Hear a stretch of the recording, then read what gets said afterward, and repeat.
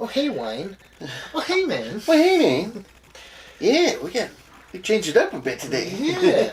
We're also changing up what we're doing today. Also, we threw away the old plan, got with a new plan. Yeah. We were doing time travel movies for Loki, but then Rick and Morty started, and we're just like, well, yeah, screw that. We're doing Rick and Morty. Get rid of the old plan, got a new plan. Come on, Morty, let's go. Yeah. And we're doing the same thing with the wine this week. A wine boy. A wine boy. As our episode does reference and heavily show wine. Indeed. So, he came up with wine. I was going to say we should just say screw it and let's drink whiskey. But, we'll do that next week. Yeah. We can always do that for another episode of Rick and Morty. There's plenty of different types of whiskey. Yes, there is. But yeah, season 5. Season 5, episode 1, yes. Rick and Morty just dropped, finally. And, it was a pretty good one. Mm-hmm, yeah. A pretty good one. Obviously, we could talk about a lot. I mean, we could really go in depth about the episode. I don't think we're going to do too much We're really trying not to, but we'll talk about stuff. Yeah. I mean, we're mostly going to talk about, like, what happens in the episode, and then, like, our favorite parts and lines throughout the episode. Because there were definitely some good ones in there. Especially just the whole character of Mr. Nimbus.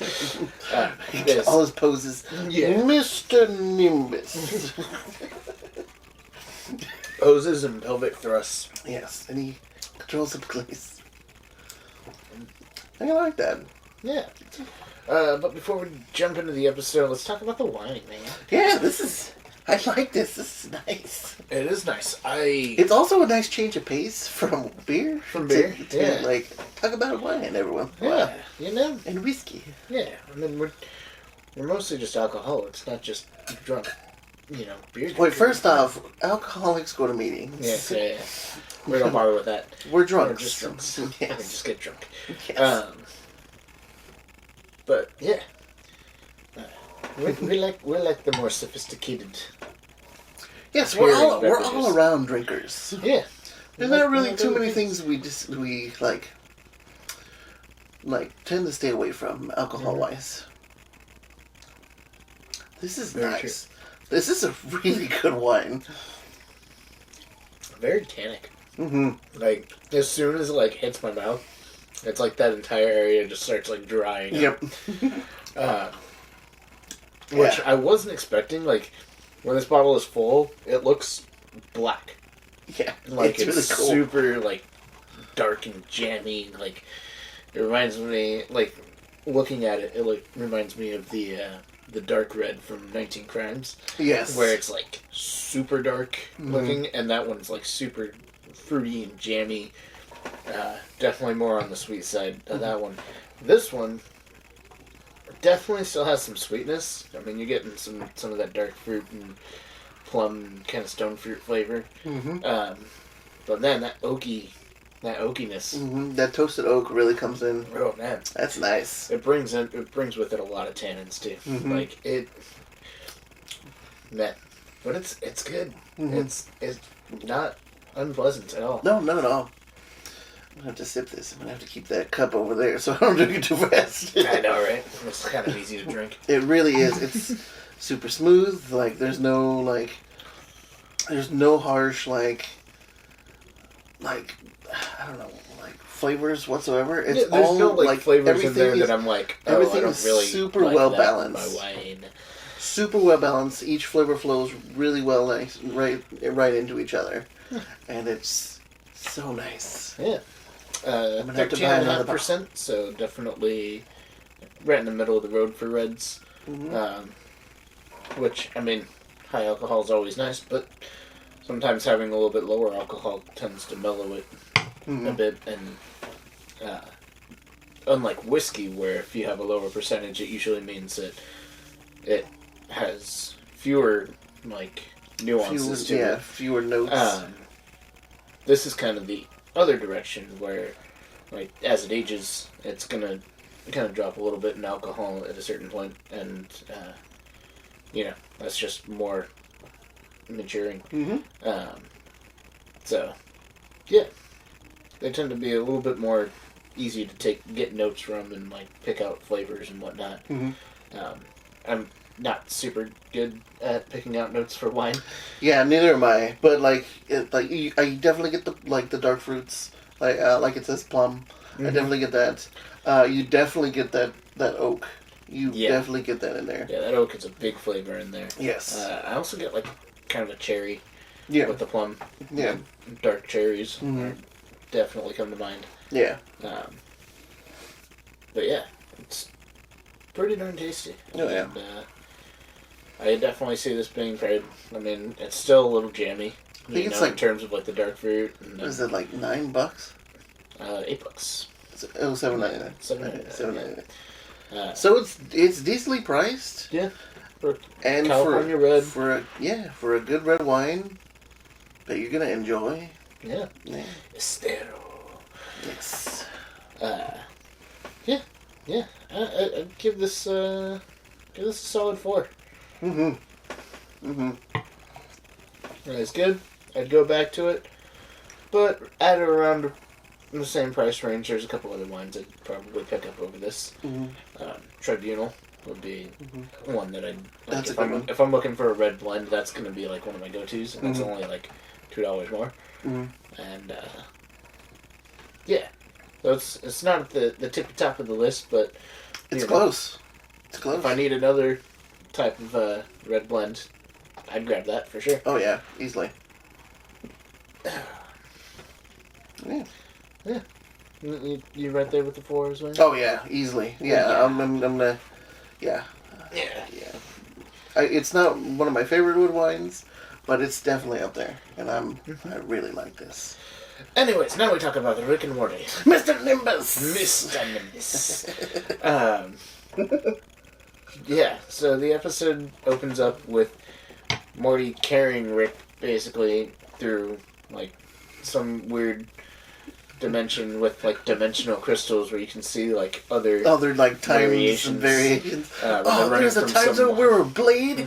That's so cool. Were we Blades in that one? That's fucking tight. They're getting chased by some creature. It sounds like Rick's about to throw in the towel. Like he's just like too messed up. He's going away, and Morty's trying to save him. Gets him in the ship. They take off, and then it seems like they're gonna die. So they're gonna crash. Yeah. Morty calls up Jessica to like kind of have like a last little admit to her that he liked her and all that stuff. Yeah, exactly. And she's surprisingly receptive of it. Yeah. It's like, no, I want to live. Yeah. He's all like, oh shit. And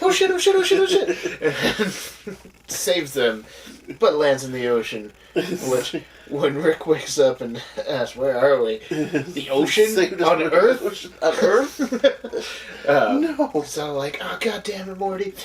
And then Mr. Nimbus shows up. And yeah, obvious parody on Namor the Submariner. Like Marvel Comics and Aquaman. And Aquaman.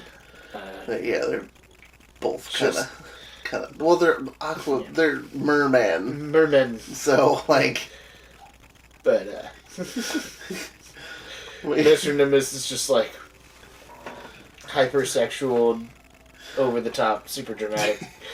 The only thing that would have made it better is if he referenced Mermaid Man from... Oh, that'd be... From SpongeBob? Yeah, from SpongeBob. If he said, Evil!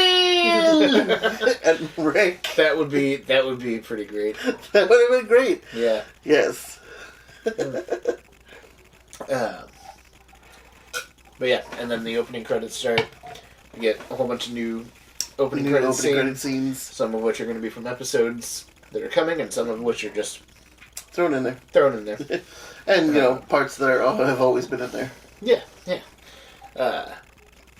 I'm most interested to see if Rick trying to resuscitate Noob Noob is an episode. Because that's one I don't know for sure. Right. Like, the other ones you can kind of tell, but that one's, like, vague enough to be, like, possible. True. But also, not entirely possible at all. Yeah, exactly. At the same time, like, we're still waiting on that Cthulhu episode. I know, seriously, it's been 5 seasons. Yeah. Well, not yet 5 seasons. We're starting. Well, we started 5 seasons. I mean, come on now. We've got 9 more episodes. And that mean we're gonna go back in the ocean because of yeah, of probably. Mr. Nimbus? Yeah. Especially after he gets back and it's just like, oh yeah, Annie D-Day'd all that mermaid puss. Which was one of my favorite lines from the show. Like, I knew that was you! I knew that was you! But yeah, after the opening credits, they're like talking about Mr. Nimbus and like Rick's getting ready for it, and they're just like, have you ever heard of him? No, this is the first I've ever heard of him. Establishing just like the characters and like that. We're never gonna get all of Rick's backstory. Like, it's don't you give him? Don't you set him by give it a shitty backstory? Yeah. Don't you start getting canonical? So many good, just like quick little lines. Mm-hmm. But yeah, they're talking about Mr. Nimbus and what he's like, how Rick seems like he's bothered, like he seems like he's just annoyed by the whole thing, but the fact that he's going through the whole thing, kind of shows that Mr. Nimbus might actually be kind of a badass. Mm-hmm. What am I supposed to do? I'm supposed to blow on it? No, break it. Oh man. And then Morty's like, oh, I can help you a little bit, but gonna be hanging out with Jessica. And what was the line? Oh, when he sends Summer to the Mariana Trench. Lick some dicks. Oh no. Oh no. Then we get to find out that Jerry and Beth are becoming more sexually adventurous, which definitely leads into probably the weirdest subplot in the show. We watch porn together. Yeah, we watch pornography together. Okay. Okay. Behind the times there, Jerry. Yeah, shit. But they're just like being overtly weird about it. Mm-hmm. But whatever. Then Mr. Nimbus actually shows up. Like just the big contraption of live sea animals, posing as a car. Mm-hmm. You're just obviously ridiculous. Yeah, and like he had the seals like pulling, and then like there's the octopus as like the headlights. Yeah. And the starfish was his secretary. I thought it was hilarious. Like I noticed it the second time I watched the episode because I watched it when it premiered, and then I watched it again with you. And the second time, I'm just like, why? Like, there's no reason for him to be like kicking eels out into the sidewalk and shit. I'm just like, why are there eels there? And then when Jessica shows up, like she's just, like trouncing around all of them, but is surprisingly completely unfazed. Unfazed by who's this? I'm Mr. Nimbus. Should I come back? Is this the right house? Yeah. Yeah. Yeah, I was wondering, what the hell's with the eels? Yeah, I don't know. That was just weird, random. It was. And then even before that, actually, we get the first mention to the little kind of time-diluted dimension. Yeah, the Narnia thing. So it's like a Narnia thing? Do I look like an otter that believes in God? No. But yes, it is a Narnia thing. Yeah, and then obviously Mr. Nimbus proposing threesome with Beth and Jerry because they're sex positive. Yeah. And then the secretary the Starfish Secretary, and then like the reference to the gift bag. The gift like, basket. Yeah, the gift basket, which is like a thing that celebrities actually do. Yeah. Yeah. There's just so many references in this. Yeah, seriously. It's so good. Yeah. And then we get the first scene with Jessica and Morty, and he brings up the wine. And, wine boy. Wine boy. And so he goes into the Narnia dimension, gets the wine, and then takes the guy with him. Then the guy goes back, and it's like decades. Yeah, like years have passed. Yeah, and just like the 20 or so seconds that it took for him to walk out and walk back in. And so he goes back, and then unborn child, and now it's actual child, runs up and stabs him, and then freaking no, that wasn't when Morty comes back. He comes back at a later time. But oh man, like just watching the whole thing. That first sequence, setting up the whole way the time dilation actually works, is great. And then you just see it going on through multiple generations, which mostly comes up later. But Morty gets the wine, goes through the kitchen, gives one to Mr. Nimbus. It drinks the entire thing in like 2 seconds, and then, excellent, another! And, yeah, Morty's got to give him wine give him the wine for him and Jessica. God. Just the number of times that all that gets fucked up. Oh God! Yeah. He just keeps screwing things up. Where's the wine? My dad was horny and I dropped it.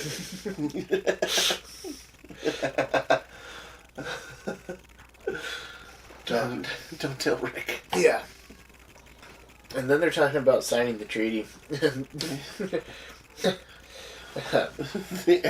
You're not allowed back in the ocean. Oh, the place where I shit? You mean the place where I take shits? And that brings me to my second thing. Stop shitting in the ocean. I don't know what you're talking about. Which means that Rick just goes out into the ocean and just like probably hovers over it and shits into the ocean just randomly. Probably. Because that's the funniest way to do it. Or maybe he's just got like a portal in the toilet. Every time he shits, it just like portals into the ocean. He probably did have to get a new toilet. Yeah. After the last one was ruined. Yeah. Yeah, man. And then, yeah, them talking about the treaty is one of the funniest things. And then, Rick's looking on his phone and watching Summer just like murdering just all annihilate of all these men. Exactly. Searching for his conch. Yeah. His magic conch. Magic conch. Yeah. And then Morty has to go back to get more wine again. And at this point, he goes and sees the kid of the guy that he took. Yeah, who's now older. Who's now older and has kids. Or no, he's not not yet. older. He's not older. He's not older. He's so jacked. Yeah. That was the second time. Why's every old man in the future jacked? Referencing the train episode. Which is... The train of continuity? Yeah. Which is funny because that guy was in the train thing, which Morty wouldn't have seen. So it just poses a whole bunch of other questions. Mm-hmm. Or just making a funny reference and they don't actually give a crap. Yeah, exactly. Most of what I'm pretty sure Rick and Morty is. Yeah, exactly. And it's like, these people take everything way too seriously. Let's just throw in a bunch of random fourth wall breaks and just shit all over every theory that they ever put out. Exactly, because you know what? Why not? Yeah, why not? And then we just get the whole back and forth of him, like, going back and then being like, oh, you know what?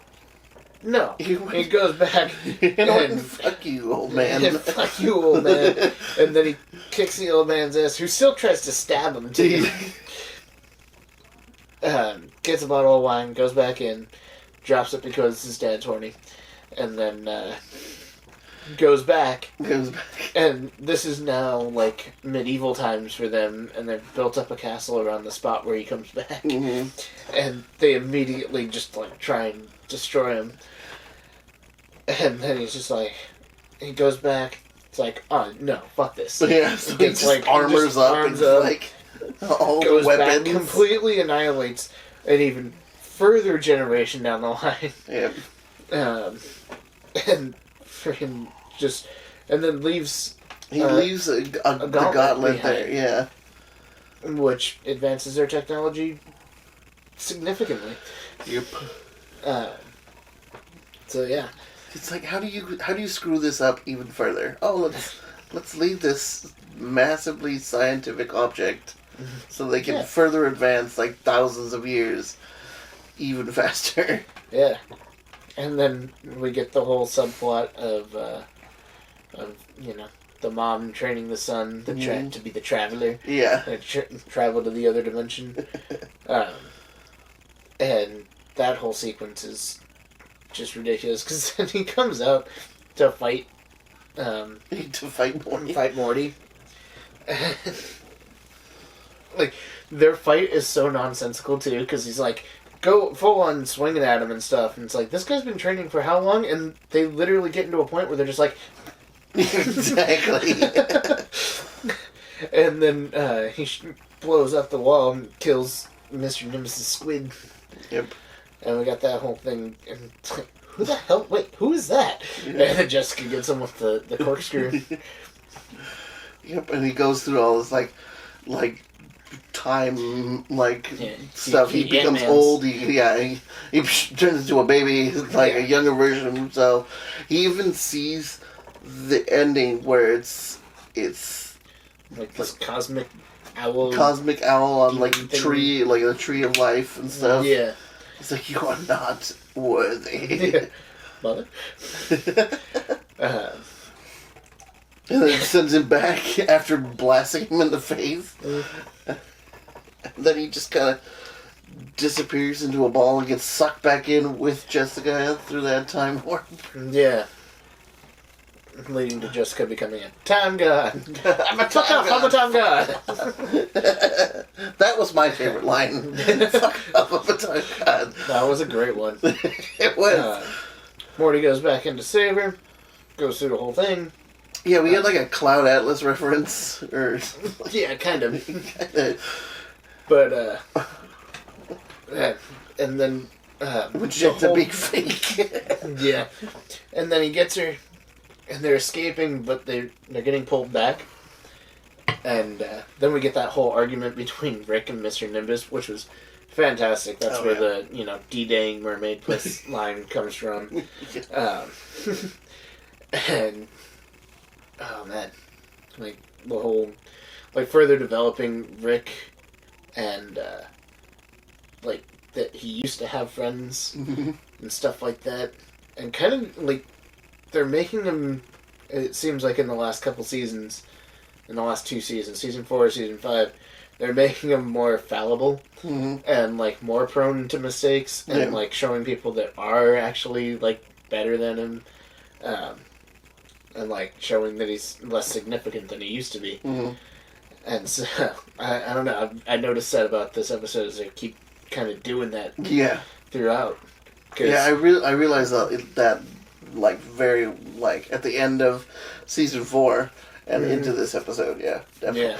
Yeah. Well, it really starts with the ending of season 3, I think, with Beth getting back together with Jerry. God, I hated that. I hate Jerry so much. The worst character. Oh man, but there's so like the whole shitting on Jerry thing is worth Jerry being there because I find that hilarious.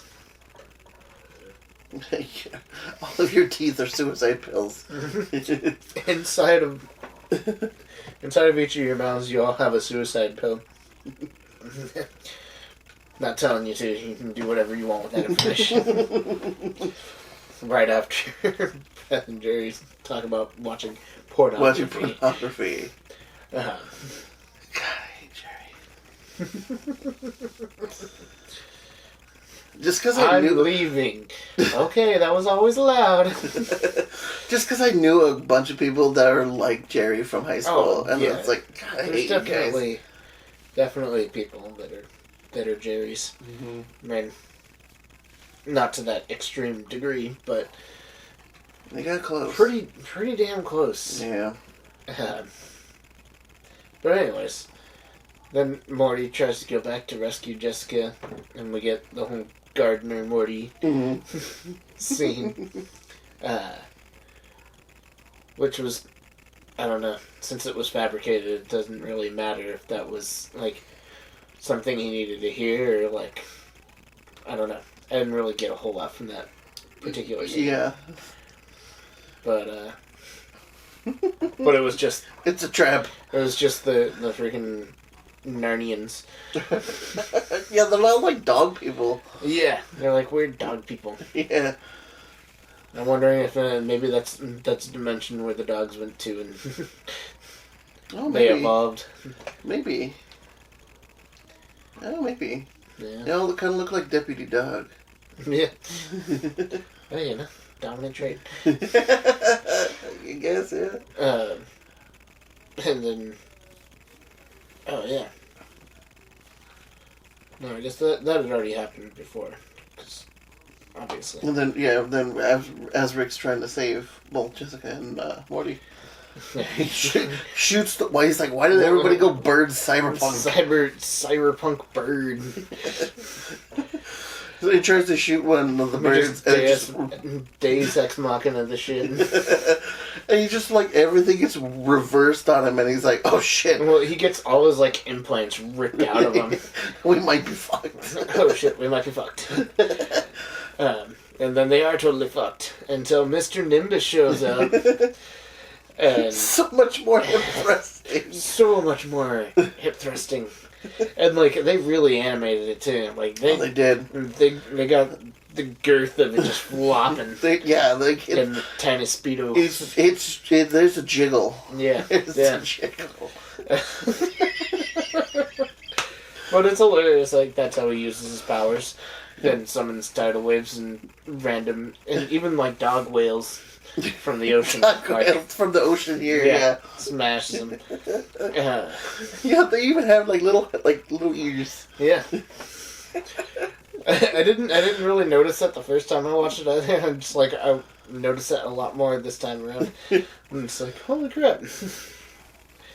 But, yeah. Basically showing Mr. Nimbus is, in fact, a badass. But they come back and, Mr. Nimbus is being all cool and like, oh, there's no treaty between friends. And then Summer shows up with the freaking shell. With the guns!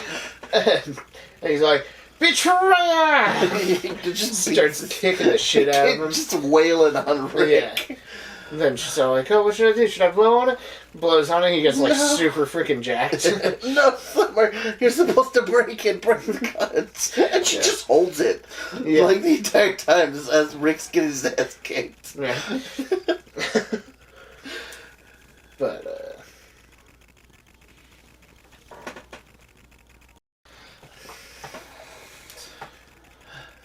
yeah, so then, like, we find out that Summer actually saw all the time passing as everything's going on. Oh, yeah. No, but the best part is Summer calls the cops again. Yeah. And the cops show up. And they arrest Rick. Mr. Nimbus is all like, arrest him. Throw this man in jail. And then he leaves. Jerry's out there and it's like, what? And like, Summer's like, what happened? Jerry's so like, he's Mr. Nimbus. He can control police. Which was probably like I wouldn't say funniest scene. But it was definitely a really funny scene when Mr. Nimbus first controls the police. Yeah. So, like, fight! Fuck. 3.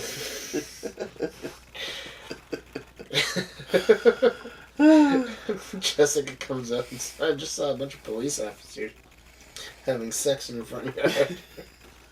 This is Ray House? This is Ray House.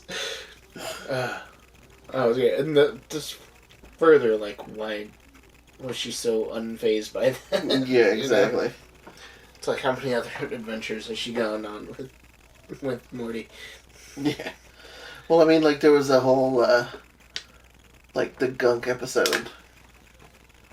Oh, yeah. And, like, when Morty left after like, their date didn't go well, so he went and, like, talked to that brunette that was at the bar. Yeah. And then he was gone for a while, and then Rick kept calling Jessica, apparently. Yeah. But yeah, like, I really did, like, this is a good start for the season. Good start to the season. Yeah. And then we get the after credits scene with Barry and Jess showing up at Mr. Nimbus's. Why are they? Does it look like they're outside of an apartment? Yeah, it's like it's probably just his, hookup spot. Probably. Yeah, then it's like this is where I go and give baskets. Baskets. To people that I have sex with. Yep. And they're talking. They are about to knock on the door, but like aren't sure. And they talk about it, and they're all like, "Oh, I was only doing it because I thought you wanted to do it. I was only doing it because I thought you wanted to do it." And then they agree that they don't. And then Mr. Nimbus opens the door. Cold feet. Nope. Nope. Don't tell Rick. He wouldn't understand. He would understand. Yes, he would. Yes, he would. Implying Rick has either had a threesome with Mr. Nimbus or straight up fucked Mr. Nimbus. Right. Yeah, that's still funny. But it is, yeah, it's definitely funny. And it's a great episode. And you never know where they're going to go with Rick and Morty. Seriously. Like, they do so much random shit. Yeah. Next episode looks really ambiguous because it just has this little Mr. Poopy Butthole looking character running around with a target on him saying, Help me. Help me. Hump me. Help me. Hump me. And they're trying to shoot him. Yep. But that's all we really get. Yeah, and then they have to leave. And so we'll see where that episode goes. Exactly. Yeah, that's it. Yeah, that's about wraps it up. Here's to you. Here's to me. Friends for life we shall always be. If by chance we disagree. Then screw you. Here's to me.